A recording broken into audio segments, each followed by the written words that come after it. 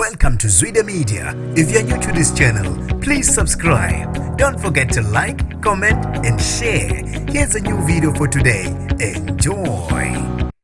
Kubikwa ukuthi ubecasuke eganoni wabo umshayeli weloli obedinwe efe gxoba kwasana esemgwaqeni eduze kwakhe ngeloli.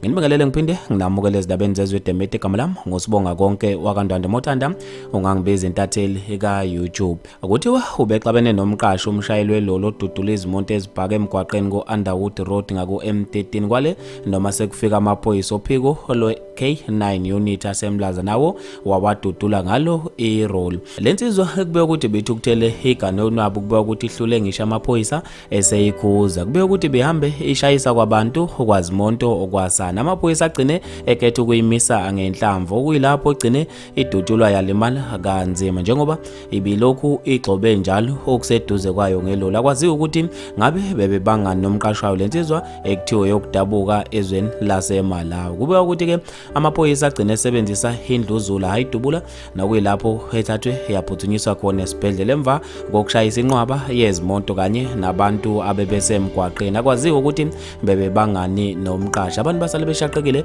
ngaso lesigameko esibashiye bebamba ongezansi ukubhuza Lucy uthena labaqashi abaqasha abantu bokufika ngathi kungenzeka nje kubo bonke futhi kushayiswe bona hayi abantu abangahlangene nalo daba usebenzithe uthe hayi uma ixabene nomqashi kufanele ayohlukumeza umphakathi wase South Africa kazi ke ngingaba yini sengifelwa imonto yami ngenxa yezayizayi lezimonto abasidudula kabuhlungu kangaka usifundo Zulu uthe manje izimonto zabantu bese zingenaphi ubengadudula ingani umqashi abexabene naye wabe esefaka ama-emoji amangele uBrian Thulani Baxman uthe abakikize nomqashi kumele ke akhokhele zonke le indleko zabantu abathe abamoshela uZulethu uthe yona imbi lento ayenzile ukuhamba eshayisa izimonto zabantu akaboshwe impilo yakhe kungani ehamba ehlukumeza abantu abanganaqala bafethu ke maningi kakhulu ama comment ngizofisa mina ukuze ukuphalwa kweni khona lapha kwi comment section ngalo lo daba mina nje ntathela YouTube